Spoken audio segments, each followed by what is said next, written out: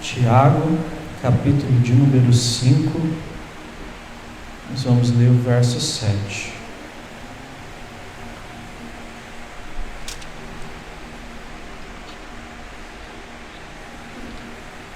Vamos lá?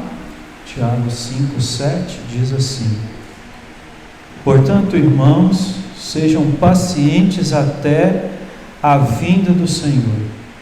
Vejam como o agricultor aguarda que a terra produza preciosa colheita e como espera com paciência até virem as chuvas de outono e da primavera. Sejam também pacientes e fortaleçam o seu coração, pois a vinda do Senhor está próxima. Irmãos, não se queixem uns dos outros, para que não sejam julgados. O juiz está às portas.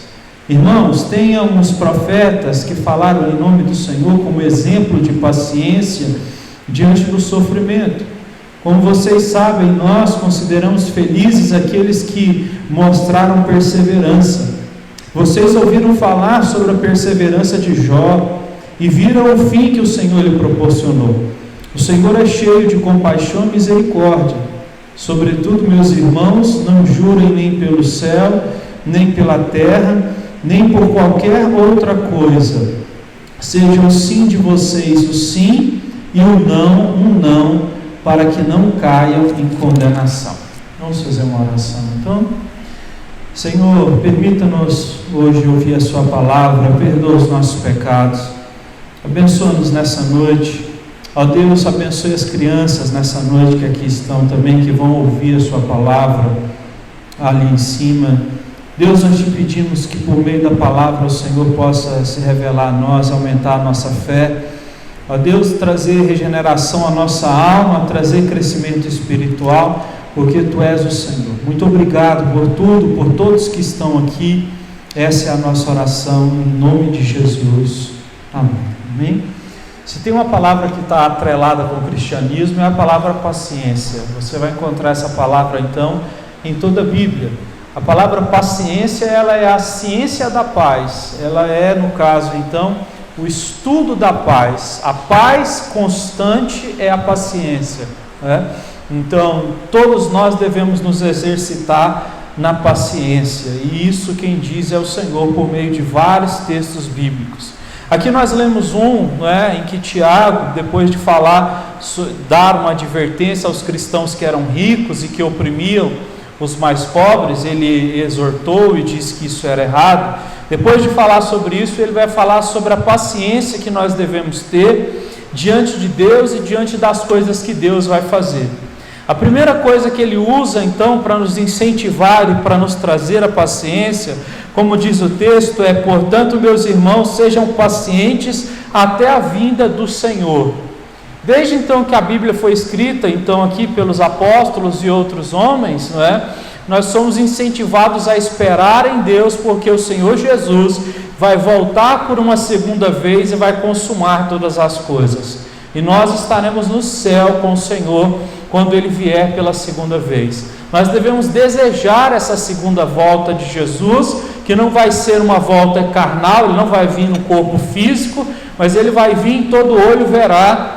Ele vai vir nos céus com seus santos anjos e também com os santos de Deus que viveram na terra, e nós então seremos levados, arrebatados com Ele, e assim viveremos para sempre com o Senhor.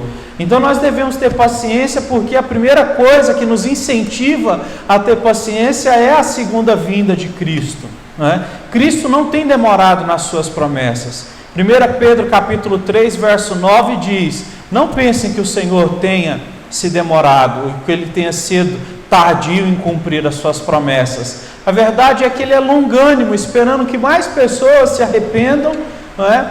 E dessa forma, se arrependendo, possam ir ter com Ele. Então, olhar para a segunda vinda de Cristo é uma forma que Deus nos deixou para que a gente aprenda a ter paciência.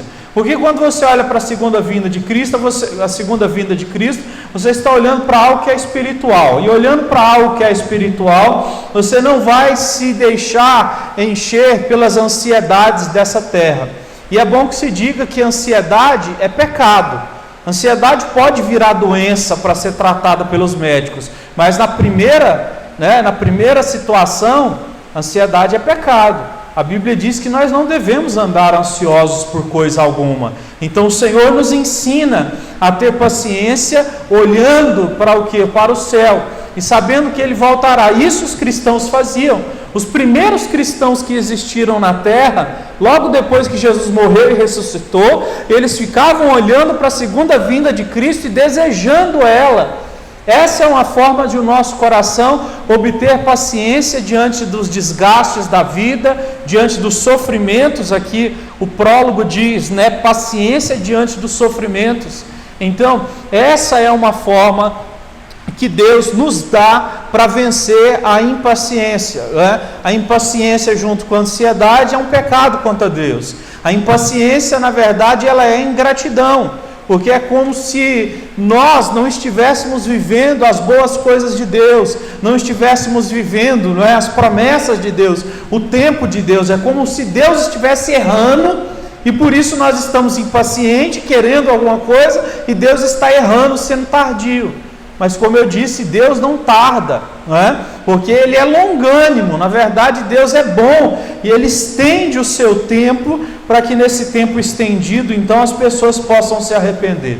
Aí aqui é engraçado porque esse texto de Tiago, ele nos dá 3 exemplos, além desse maior de todos, que é a vinda do Senhor, que ele vai citar 2 vezes. Olhem para a vinda do Senhor. 2 vezes ele vai citar essa expressão. A gente precisa pensar no céu, a gente precisa pensar na segunda vinda de Cristo, a gente precisa voltar a orar e dizer assim: Maranata, hora vem, Senhor Jesus. A gente precisa parar de ter medo de Jesus voltar e estragar os sonhos que nós ainda não realizamos.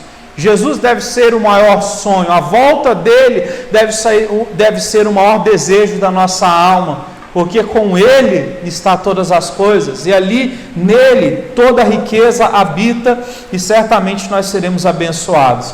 Além então desse grande exemplo das Escrituras, que é a espera pela segunda vinda de Cristo, no primeiro lugar Tiago vai dizer o seguinte: vejam como o agricultor aguarda que a terra produza a preciosa colheita.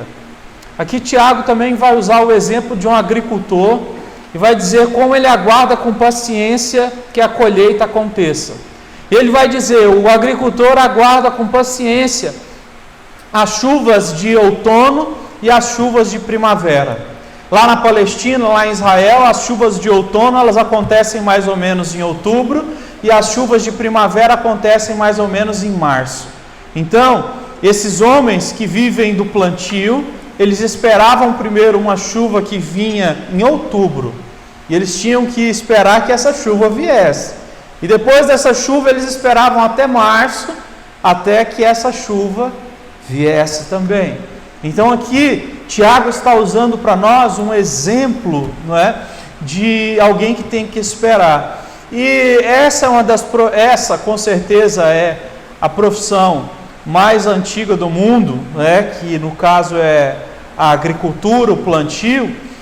Desde sempre, então, o ser humano ele olha para o que Deus fez, olha para a questão da terra, olha para a questão das sementes e consegue entender que há um tempo. Não adianta então nós tentarmos acelerar o tempo, porque nós precisamos o quê? Ter a terra certa, plantar no momento certo, esperar as chuvas certas para que haja o crescimento então da semente, e dessa forma o crescimento da semente traga o crescimento de uma árvore, e essa árvore possa trazer os frutos. Então ele é bem claro em deixar isso aqui para nós. É bom que a gente veja também que aqui no capítulo 5, Tiago está falando sobre espera, e ele diz isso lá no capítulo 1 aqui do livro que ele mesmo escreveu, que nós devemos ter paciência ou perseverança na hora das provações, porque bem-aventurado aquele que é provado pelo Senhor, porque receberá a coroa da vida.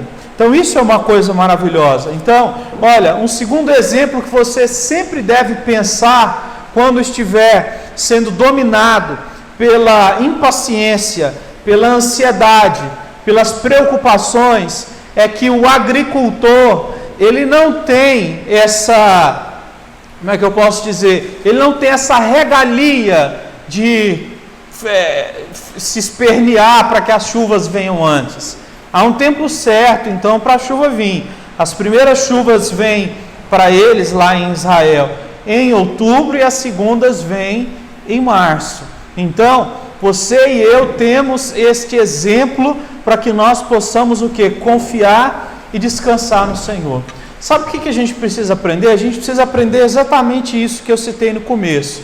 Paciência é a ciência da paz. É você, de fato, conseguir viver a paz constantemente. A paz não pode ser algo que é vivido simplesmente quando as coisas por fora estão boas. Mas a paz deve ser vivida em todo o tempo. Não é? A definição de paz, na verdade, do Senhor Jesus Cristo é justamente essa. Ele diz: não perturbem o coração de vocês, creiam em Deus e creiam também em mim, porque na casa de meu Pai há muitas moradas. Não é? E ele vai continuar o texto e vai dizer: eu vos dou a minha paz, e não a paz como o mundo dá, a minha paz é diferente.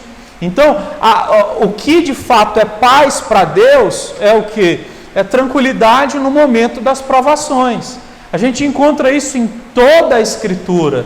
Então, assim como um agricultor, nós devemos aprender que estamos debaixo da mão de Deus. Deus, Ele é soberano. Então, quando as coisas não estiverem acontecendo na nossa velocidade, devemos nos submeter ao tempo das chuvas de Deus. E Deus há de enviar as suas chuvas no tempo oportuno. Então, diz o texto que eles esperavam, a preciosa colheita, e com espera e com paciência até virem as chuvas de outono e de primavera. Então, Tiago está sendo claro. Verso número 8 diz: sejam também pacientes e fortaleçam o coração, pois a vinda do Senhor está próxima. Então, pela segunda vez, como eu disse, ele cita a vinda do Senhor. Sabe uma pergunta que a gente deve se fazer, que pouquíssimos cristãos se fazem? Se Jesus fosse voltar agora, isso te decepcionaria ou isso te alegraria? Isso é uma coisa que poucas pessoas elas têm a coragem de responder com sinceridade. Alguns, por se tratar de Jesus, e aí fala então sobre Jesus, uma coisa tão excelsa, magnífica, a gente diz: não, sim, é claro, eu quero a volta do Senhor. Mas às vezes existem pessoas que têm mais vontade de conseguirem comprar uma casa do que ver a volta do Senhor. E a verdade é que o cristão deve desejar a volta do Senhor. Tiago está sendo bem claro, meus irmãos, a paciência de vocês, ela de fato vai ser exercitada quando vocês esperam a segunda vinda do Senhor. Se Jesus voltasse agora, e todo olho visse Ele voltando, e nós fôssemos então morar com Ele no céu, isso não seria a decepção de nenhum sonho que não se cumpriu na terra. Pelo contrário, isso seria a confirmação, o selo da sua grande promessa, que é aquilo que nós esperamos. Então, nós estamos cheios demais com coisas da terra. Sabe, um filósofo muito conhecido chamado C.S. Lewis, ele disse que nós somos como crianças brincando com terra, brincando com coisas parecidas com isso, brincando com terra, brincando com brita e sei lá o que, enquanto nós não entendemos que temos um Pai que nos presenteou com tudo. Nós somos seres que estão brincando com comida, brincando com sexo, brincando com coisas nesse sentido, mas na verdade Deus preparou para nós algo infinitamente maior. Então nós precisamos adquirir essa paciência em Cristo, esperando a volta dele e orando pela volta dele.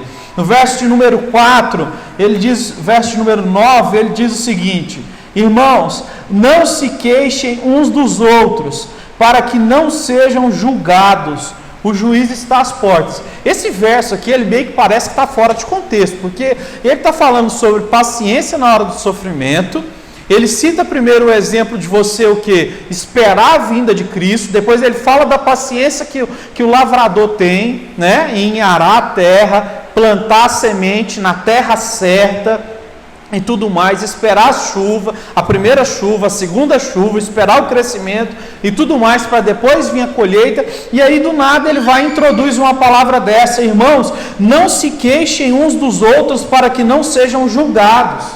A verdade é que se nós não nos voltarmos então para esse entendimento de que a palavra de Deus é algo espiritual e não algo humano, o que eu quero dizer? A gente não vem na igreja para Deus simplesmente, ou para o pregador simplesmente ficar dizendo assim para a gente: olha, você não vai ter mais depressão, olha, você não vai ter mais ansiedade, olha, você não vai ter mais preocupações na vida. A gente não vem na igreja para isso, tá? E esse não é o papel da igreja. O papel da igreja é pregar a Bíblia, e a Bíblia fala sobre coisas espirituais. E aqui o texto está nos mostrando claramente que aquele que não olha para essa coisa espiritual suprema, que é a segunda vinda de Cristo, automaticamente vai viver uma vida se queixando dos irmãos. Em outras palavras, vai entrar numa vida de maledicência. Pessoas vivem então brigas, contendas, problemas desnecessários, porque não olham para o que realmente importa, que é Cristo Jesus e a sua volta. A gente precisa desejar isso. É incrível, porque essa é uma mudança de mente que parece que não tem nada a ver. O que tem a ver a segunda vinda com brigas humanas? O Tiago está colocando, encaixando essas duas coisas e nos mostrando então, de forma clara, que nós devemos olhar para Deus, para que a gente não viva então com muitos conflitos aqui nessa terra. Então, olhemos para o Senhor. Tiremos do nosso coração toda amargura, perdoemos aqueles que nos ofenderam, vivamos então para a glória de Deus como pacificadores, porque bem-aventurados serão os pacificadores, porque serão chamados filhos de Deus, como diz em Mateus do capítulo 5. Verso número 10, Tiago vai dizer assim: irmãos, tenham os profetas que falaram em nome do Senhor como exemplo de paciência nos momentos de dificuldade. Então, se você olhar para as vidas dos profetas, você vai ver, por exemplo, Daniel, que foi tirado da terra dele com 17 anos, né? E foi levado preso para a Babilônia, para estudar ciência e para poder servir reis pagãos.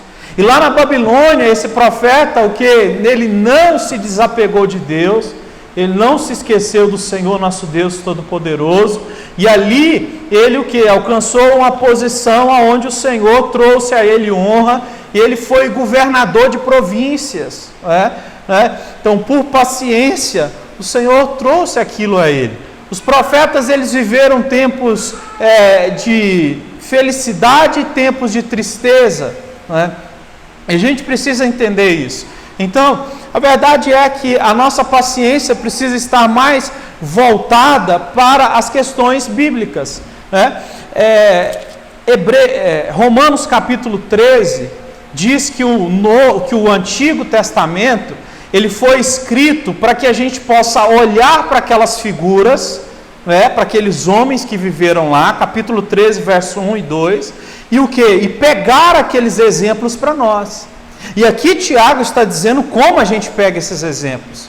Você olha então para a vida desses profetas, por exemplo, Jeremias, que pregava e as pessoas não escutavam ele, não queriam ouvir ele, jogaram ele dentro de uma cisterna, ele passou dificuldades e tudo mais, Mas foi um homem também que viveu alegrias, foi um homem que de fato, como alguns dizem, profetizava a palavra de Deus com o jornal do dia numa mão, com as escrituras antigas de Moisés na outra mão. Então esses homens, eles suportaram essas coisas. Isaías, por um tempo, ele viveu como profeta e o seu tio protegia, o seu tio lá morreu, Urias, depois ele virou um profeta que foi perseguido, ele viveu tempos e tempos na vida dele. A questão é que esses homens, eles foram pacientes em esperar a Deus. Se você olhar, por exemplo, o exemplo de Elias, que é bem importante, não é? Elias profetizou: não vai chover por 3 anos, e não choveu por 3 anos ali na terra de Israel. E Deus levou ele para um local chamado Querite, né? E ali ele ficou por 3 anos sendo sustentado, bebendo da água do riacho, e os corvos traziam comida para ele. Ele ficou então com paciência esperando no Senhor, até que o Senhor tirasse ele de lá, levasse ele para a casa de uma viúva. Dali o Senhor levou ele. Então assim, foram pessoas, foram homens, foram mulheres que tiveram a capacidade de esperar com paciência no Senhor. Abraão, por exemplo, recebeu uma promessa de Deus, e a Bíblia diz que durante 25 anos ele ficou esperando o filho dele nascer. Então 25 anos de espera. A gente olha para o exemplo de José, ele ficou 13 anos esperando que o Senhor tirasse ele de uma vida de injustiças. Davi, da mesma forma, 13 anos ele ficou fugindo do rei Saul, fugindo de injustiças. Então, se a gente olha para as Escrituras, a gente olha, por exemplo, dos profetas como um exemplo de paciência. Então, nós esperamos às vezes que as coisas aconteçam de um mês para o outro, não é? De um dia para o outro, de 2 meses para o outro. Mas esses homens são exemplos para nós de que Deus ele trabalha através do tempo, não é? E Deus então trabalhou na vida deles através do tempo, até que chegasse o tempo oportuno, né, da sorte deles serem mudadas. Eram homens que não eram dignos dessa vida, não é? Como diz Hebreus capítulo 11, o mundo não era digno deles. Eles andaram por cavernas, andaram por desertos. Alguns foram abençoados, outros não foram abençoados, mas foram homens que andaram em paciência, simplesmente porque acreditavam que era Deus quem conduzia a vida deles. Nós precisamos entender isso. Deus conduz a nossa vida. Se alguma coisa tem nos inquietado bastante, devemos colocar nas mãos do Senhor, devemos apresentar ao Senhor, colocar de fato nas mãos dele e entender que ele tem cuidado de nós. Então, os profetas que viveram no passado, para nós são um exemplo de o quê? De perseverança. A própria palavra de Deus diz, não é, que nós devemos ser bem-aventurados quando formos perseguidos, como os profetas foram perseguidos também. E todo mundo que quiser ser fiel a Jesus, diz a palavra de Deus, vai padecer algum tipo de perseguição. Então, esses homens, quando você analisa a história deles, você aprende então a paciência que está na vida de quem de fato, não é, Deus quer que você olhe. São pessoas que Deus quer que você olhe e tire exemplos, porque eles são a nuvem de testemunho que está ao nosso derredor. Como diz em Hebreus capítulo 12, verso 1, né, há uma nuvem de testemunhos à nossa volta. Não é? Às vezes nós não temos exemplos de como se portar. Existem pessoas que vivem muito mal, por exemplo, a vida espiritual, porque elas não têm um bom exemplo.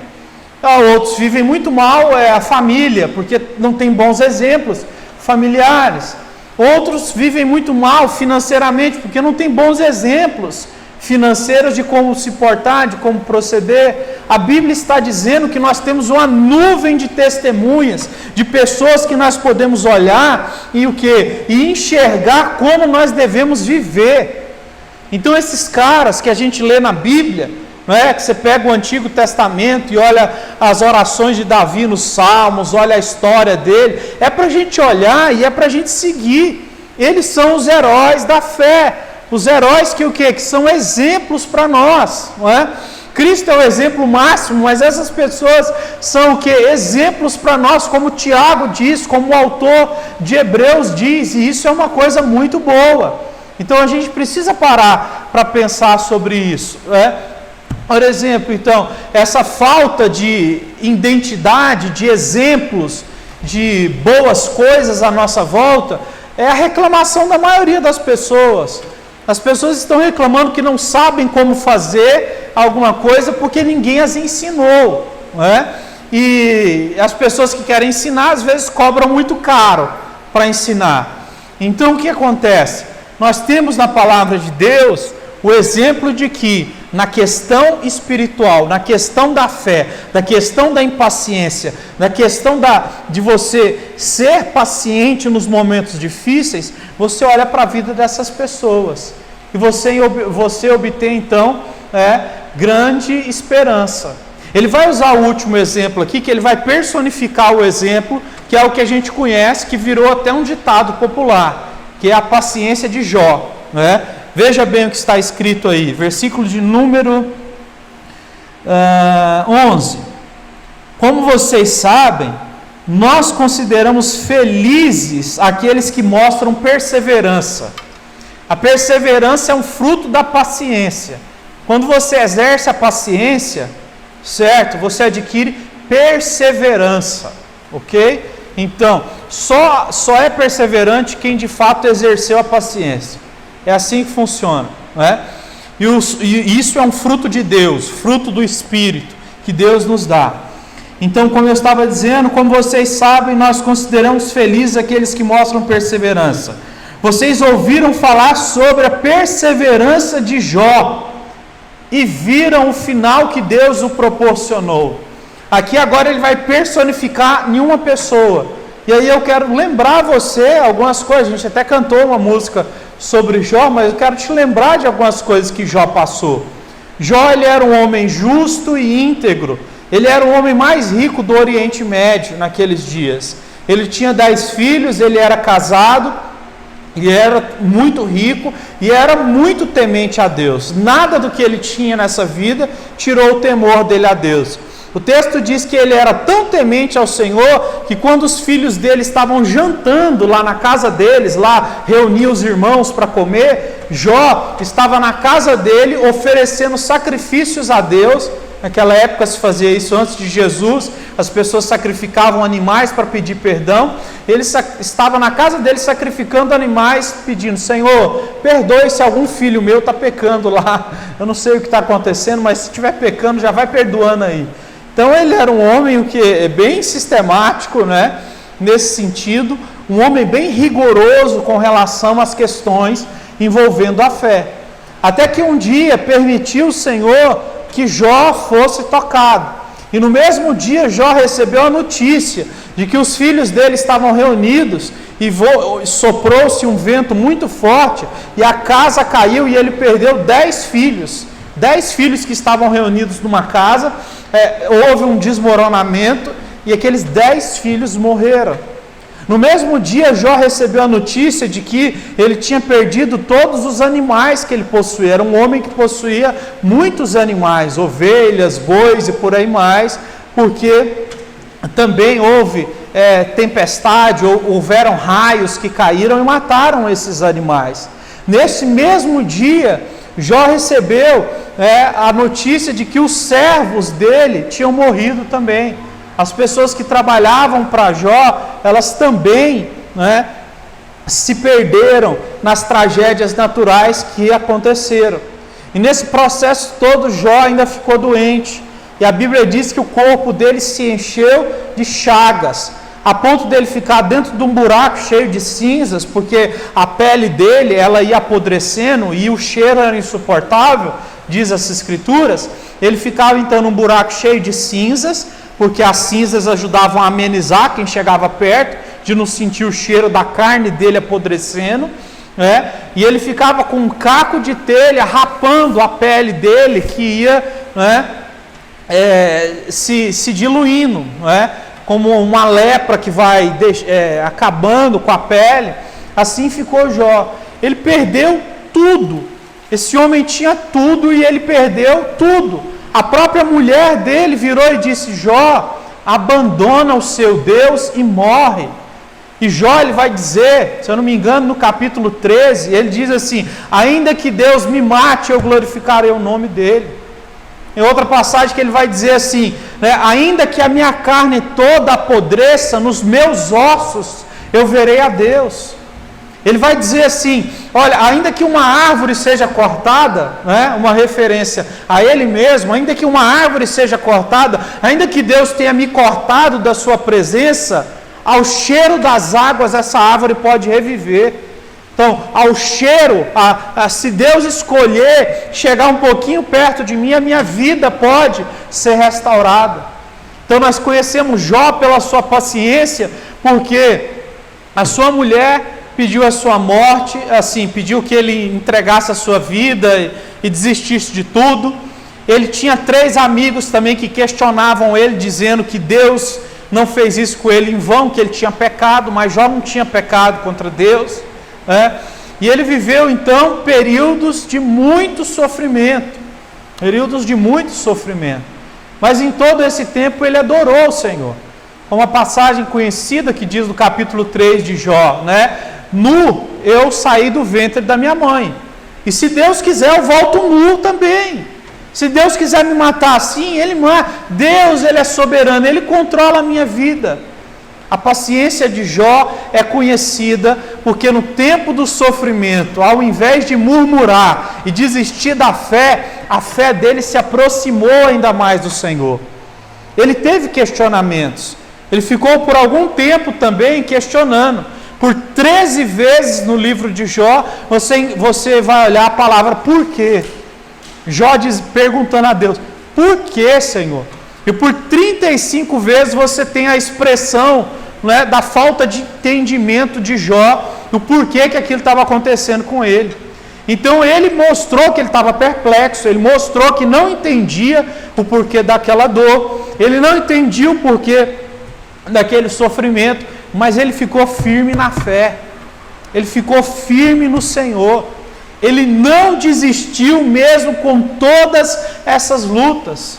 Eu quero que você pense nisso novamente, porque Tiago, ele está personificando Jó, não é à toa, é para a gente olhar de uma forma mais esmiuçada para a vida de Jó, e entender que esse homem, Deus provou ele, permitindo que ele perdesse os filhos, que ele perdesse a saúde, que ele perdesse os bens materiais, que ele perdesse tudo. Ele não tinha mais nada para se apoiar, ele só tinha a fé que Deus tinha colocado no coração dele. Então, nós precisamos entender que quando nós estamos sofrendo, existe ao redor do mundo inteiro outras pessoas que estão sofrendo também. Diz em 1 Coríntios capítulo 4, que quando o fogo da provação vier sobre você, lembre que tem irmãos ao redor do mundo inteiro que estão sendo provados também, e alguns provados muito mais severamente do que nós que estamos aqui. Então, Jó, ele perseverou, Jó, ele não desistiu. A palavra de hoje é, nós precisamos perseverar, nós precisamos ter paciência. Nós precisamos nos lembrar do exemplo dos agricultores, do exemplo dos profetas, do exemplo de Jó e, acima de tudo, nos lembrar da segunda vinda de Cristo, onde o Senhor restaurará todas as coisas. O Senhor é cheio de compaixão e misericórdia. O texto diz que no final, Deus deu para Jó, proporcionou um bom final para Jó. E lá no livro de Jó vai dizer que Deus deu para ele muito mais do que ele tinha no começo. Depois ele recuperou a saúde, ele recuperou o patrimônio, ele orou pelos amigos. Diz a Bíblia que ele teve mais do que ele tinha no começo. E aí diz lá o capítulo 42, no verso 2, nenhum dos planos de Deus podem ser frustrados. Deus não deixa os projetos dele serem frustrados. E a vida de Jó foi levantada novamente, foi abençoada. Deus colocou novamente Jó de pé, e ele foi o que? Abençoado por Deus. Verso aqui ainda de número 11, o Senhor é cheio de compaixão e de misericórdia. Então, tenha paciência e tenha perseverança, porque Deus é misericordioso e Ele é compassivo. Ele nos ama mesmo a gente errando. Ele nos ama mesmo nós tendo pecados em nossas vidas. E isso é uma coisa então para a gente observar bem. Então, espere em Deus. Verso de número 12 aí para a gente já entrar para encerrar. Sobretudo, meus irmãos, não jurem nem pelo céu, nem pela terra, nem por qualquer outra coisa. Seja o sim de vocês o sim e o não, não, para que não caia em condenação. Novamente parece que ele introduz uma coisa que não tem nada a ver com o que ele está falando, né?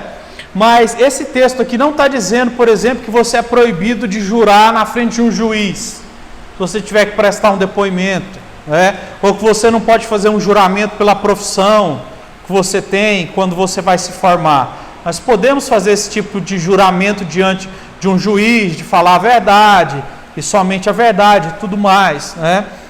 Aqui, o que ele está dizendo é que nós não podemos jurar no sentido espiritual. O que se acostumava a acontecer? Nessa época aqui, muitas pessoas, elas costumavam entregar alguma coisa, no sentido assim, elas tinham um amuleto, por exemplo, uma corrente, e elas juravam por Deus que estavam certas, e pegavam aquela corrente e entregavam para outra pessoa que estava duvidando, e dizia, eu juro por Deus que eu não fiz isso, e entregava aquela corrente. Então, é como se aquela corrente tivesse uma força espiritual, tivesse um poder espiritual.